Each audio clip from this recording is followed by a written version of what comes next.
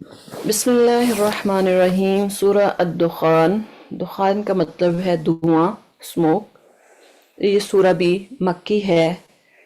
بسم اللہ الرحمن الرحیم، شروع اللہ کے نام سے جو بڑا مہربان نہایت رحم والا ہے۔ حامیم والکتاب المبین، انا انزلناہ فی لیلۃ مبارکۃ انا کنا منذرین۔ قسم ہے اس وضاحت والی کتاب کی۔ اللہ تعالیٰ قسم اٹھا رہے ہیں کتاب کی جو واضح ہے، جس کی ایک ایک آیت کی وضاحت اللہ تعالیٰ نے بیان کی ہے۔ یقیناً ہم نے اسے بابرکت رات میں اتارا، بے شک ہم ڈرانے والے ہیں۔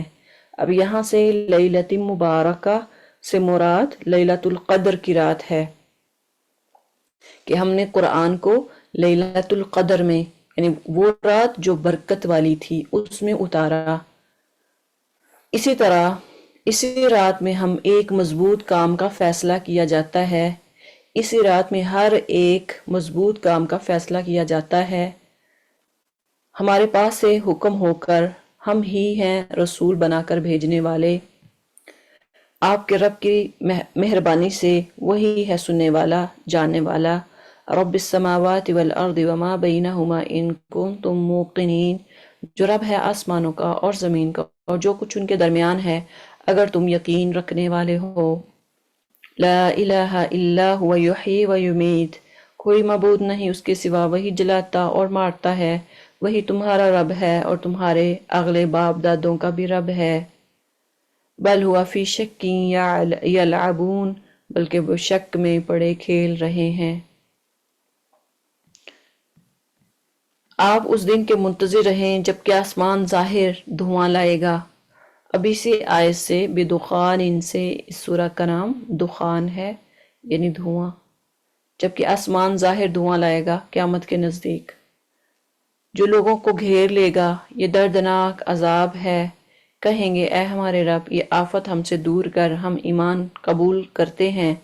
ان کے لیے نصیحت کہاں ہے؟ کھول کھول کر بیان کرنے والے پیغمبر ان کے پاس آ چکے۔ پھر انہوں نے ان سے منہ پھیرا اور کہہ دیا کہ سکھا یا پڑھا، یعنی یہ سکھایا ہوا معلم مجنون، یہ سکھایا ہوا اور پڑھایا ہوا باولا ہے، یعنی مجنون ہے، پاگل۔ آپ صلی اللہ علیہ وسلم کو نعوذ باللہ کہا کرتے تھے، اس کو سکھایا جاتا ہے اور پڑھایا جاتا ہے۔ ہم عذاب کو تھوڑا دور کریں گے تو تم پھر اپنی اسی حالت پر آ جاؤ گے، جس دن ہم بڑی سخت پکڑ پکڑیں گے۔ بالیقین ہم بدلہ لینے والے ہیں۔ یقیناً ان سے پہلے ہم قوم فرعون کو بھی آزما چکے ہیں، جن کے پاس اللہ کا باعزت رسول آیا کہ اللہ کے بندوں کو میرے حوالے کر دو، یقین مانو کہ میں تمہارے لیے امانت دار رسول ہوں، موسیٰ علیہ السلام، اور تم اللہ کے سوا سامنے سرکشی نہ کرو، میں تمہارے پاس کھلی دلیل لانے والا ہوں، اور میں اپنے اور تمہارے رب کی پناہ میں آتا ہوں اس سے کہ تم مجھے سنگسار کر دو، اور اگر تم مجھ پر ایمان نہیں لاتے تو مجھ سے الگ ہی رہو۔ پھر انہوں نے اپنے رب سے دعا کی کہ یہ سب گنہگار لوگ ہیں۔ ہم نے کہہ دیا کہ راتوں رات تم میرے بندوں کو لے کر نکل، یقیناً تمہارا پیچھا کیا جائے گا۔ تو دریا کو ساکن چھوڑ کر چلا جا، بلا شبہ یہ لشکر یہ گروہ غرق کر دیا جائے گا۔ وہ بہت سے باغات اور چشمے چھوڑ گئے اور کھیتیاں اور راحت بخش ٹھکانے، وہ آرام کی چیزیں جن میں عیش کر رہے تھے۔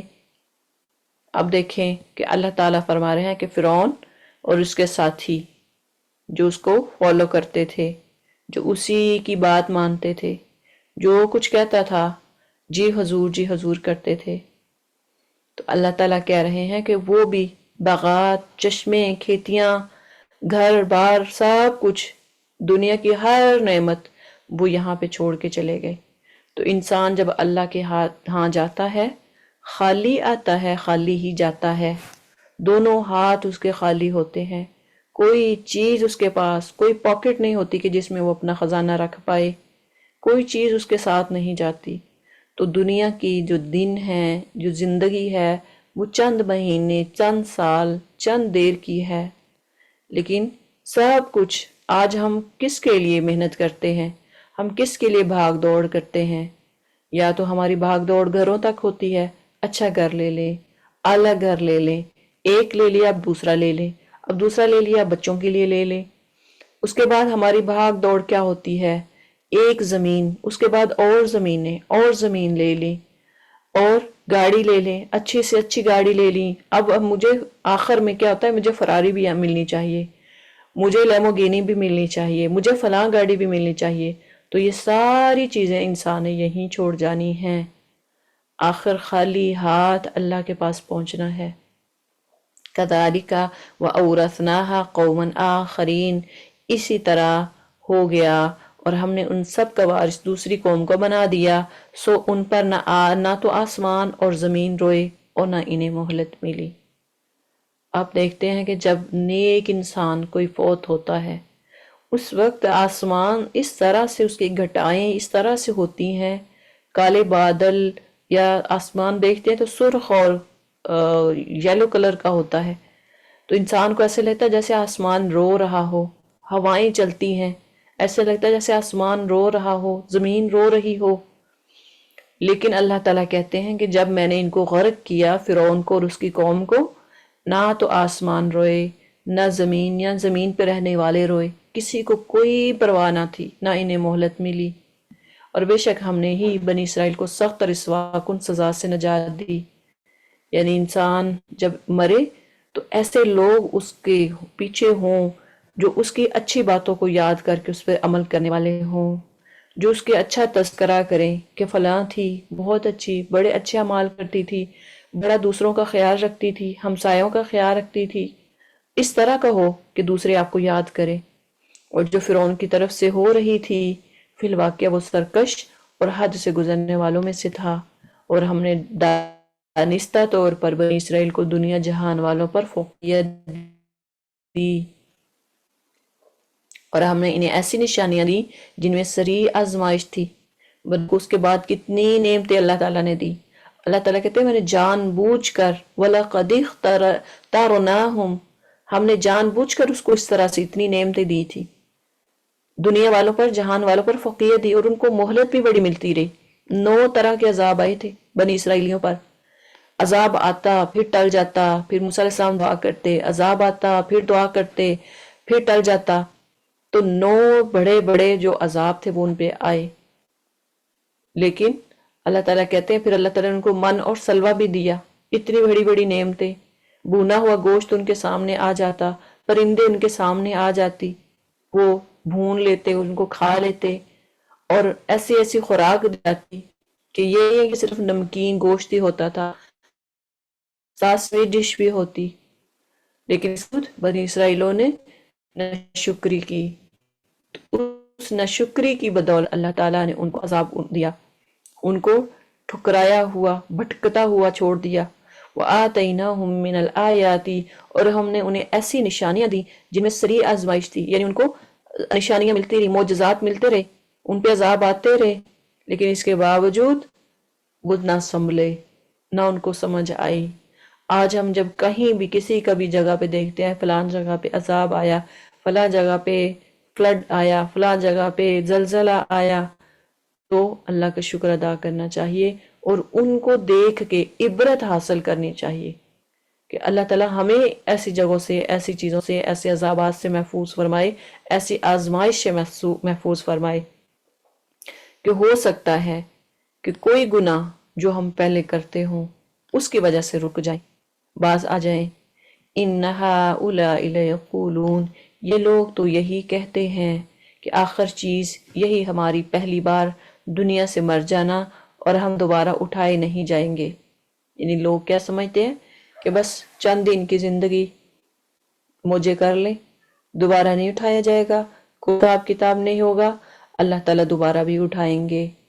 فَأْتُوا بِآبَائِنَا، اگر تم سچے ہو تو ہمارے باپ دادوں کو لے آؤ۔ کیا یہ لوگ بہتر ہیں یا تبا کے قوم لوگ جو ان سے پہلے بھی، جو ان سے بھی پہلے تھے، ہم نے اس کو ہلاک کر دیا، یقیناً وہ گناہ گار تھے۔ تبا کے لوگ حمیر کے بادشاہ کا لقب ہے، اور جس طرح کے فرعون اور کیسر و کسریٰ وغیرہ یہ لقب ہوا کرتے تھے بادشاہوں کے، تو وہ بھی ایک ایسی جابر قوم تھی، ایسے زبردست لوگ ایسے اسٹیٹس والے لوگ جن کو اللہ نے بہت ترقی دی تھی، تو ان کو بھی اللہ نے ہلاک کر دیا۔ ہم نے زمین اور آسمانوں اور ان کے درمیان کی چیزوں کو کھیل کے طور پر پیدا نہیں کیا، کھیل کے لیے پیدا نہیں کیا، بلکہ ہم نے انہیں درست تدبیر کے ساتھ پیدا کیا ہے، لیکن ان میں سے اکثر لوگ نہیں جانتے۔ یقیناً فیصلے کا دن ان سب کا طے شدہ وقت ہے۔ اس دن کوئی دوست کسی دوست کے کچھ بھی کام نہ آئے گا اور نہ ان کی امداد کی جائے گی، مگر جس پر اللہ کی مہربانی ہو جائے وہ زبردست اور رحم والا ہے۔ ان شجرۃ الزقوم، بے شک زقوم تھوہر کا درخت گنہگار کا کھانا ہے، جو مثل تھل چٹکے ہے اور پیٹ میں کھولتا رہتا ہے۔ اب اللہ تعالیٰ جو جہنمی ہوں گے، ایک تو ان کو زقوم کا درخت، یعنی پہلے بھی یہ بتا چکے ہیں کہ زقوم کا ایسا درخت جو کانٹے دار ہوگا، جو انسان کے گلے میں، آنتڑیوں میں، حلق میں اٹکتا ہوا جائے گا، کانٹے دار درخت چیرتا ہوا پھاڑتا ہوا جائے گا گلے کو اور آنتڑیوں کو، اور یہ مثل تل چھٹ کے ہے اور پیٹ میں کھولتا رہتا ہے، مثل تیز گرم پانی کے۔ ایسا گرم پانی، کھولتا ہوا پانی، دیکھ لیں کہ اگر ہم تھوڑا سا بھی پانی جو ہے وہ زبان پہ رکھیں، چائے دیکھ لیں، اگر آپ کبھی گرم ابلتی اگر آپ کپ میں ڈال کے اس کو پیتے ہیں تو زبان جلتی ہے، اور اس کے بعد کتنے دن آپ جو زبان کا ٹیسٹ ہے وہی نہیں رہتا۔ تو اللہ تعالیٰ جب جہنمیوں کو کھولتا ہوا پانی، تیز گرم پانی دیں گے، ان کا کیا حال ہوگا؟ خذوہ فاعتلوہ الی سواء الجحیم، اسے پکڑ لو پھر گھسیٹتے ہوئے بیچ جہنم تک پہنچا دو، پھر اس کے سر پر سخت گرم پانی کا عذاب بہاؤ۔ دیکھ لیں کہ وہی دماغ، وہی سر جس کے بلبوتے آج فخر کرتا ہے، آج اپنی انا کو ٹھیس نہیں آنے دیتا کہ میری انا، مجھے لوگ کیا کہیں گے، لوگ کیا کہیں گے۔ اسی انا کے اوپر اللہ تعالیٰ گرم کھولتا ہوا پانی بہائے گا، اسی دماغ کے اوپر جو کہتا ہے کہ میری بلبوتے سے جو کچھ ہو رہا ہے، میری سوچ سے، میرے وجہ سے ہو رہا ہے۔ آج میں جس حال میں ہوں، جو اللہ نے جو کچھ مجھے ملا ہے، میں اپنے بلبوتے سے ملا ہے مجھے، تو اللہ تعالیٰ اسی سر کے اوپر سخت گرم پانی کا عذاب بہائے گا، اور اس سے کہا جائے گا چکھتا جا، تو بڑا ذی عزت اور بڑے اکرام والا تھا، یعنی دنیا میں تمہیں بڑی عزت دی تھی، بڑی عزت ملی تھی، اکڑ کے چلتا تھا، آج تو چکھتا جا اس کو۔ یہی وہ چیز ہے جس میں تم شک کیا کرتے تھے۔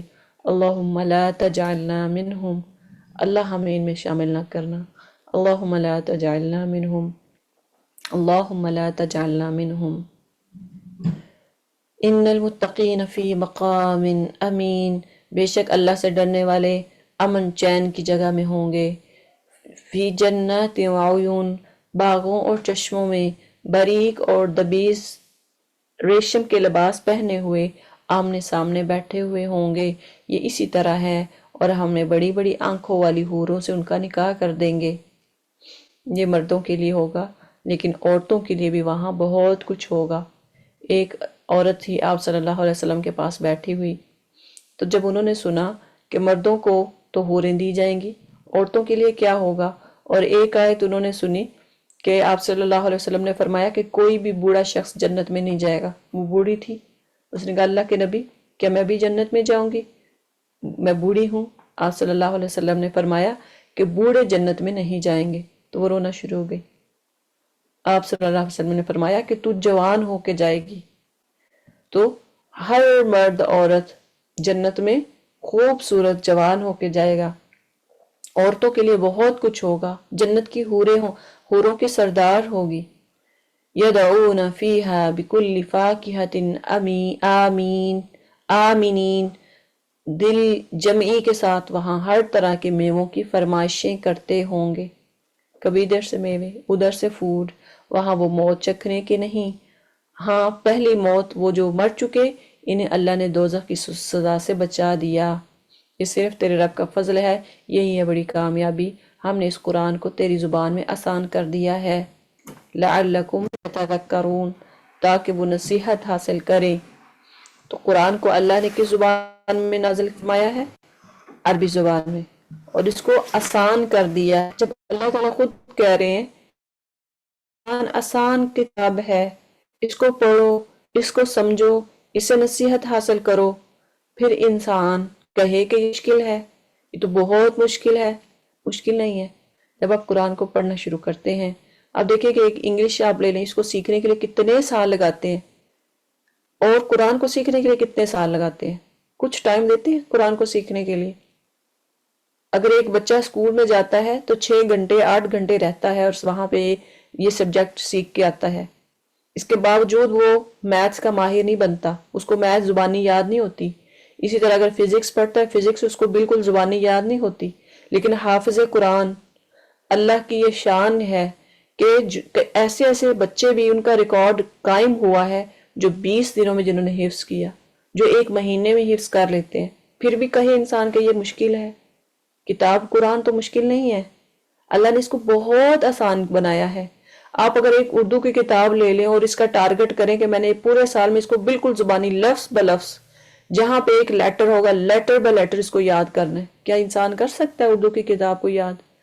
نہیں کر سکتا کہیں بھی۔ لیکن یہ قرآن جو زبر زیر پیش شد مد ہر چیز کے ساتھ اللہ نے اس کو محفوظ رکھا ہے، اور جب حافظ قرآن اس کو یاد کرتا ہے ایک ایک حرکت کے ساتھ پڑھتا ہے، تو یہ کیا معجزے سے کم ہے؟ یہ تو سب سے بڑا معجزہ ہے کہ ایک حافظ قرآن اس کو حفظ کرتا ہے، اس کو تراویحوں میں پڑھاتا ہے، زبانی یاد کرتا ہے اور پڑھتا ہے، جماعت کراتا ہے، اور لفظ بہ لفظ اس کو پڑھ رہا ہوتا ہے، ایک ایک حرکت کے ساتھ پڑھ رہا ہوتا ہے۔ پھر بھی انسان کہے کہ یہ تو مشکل ہے۔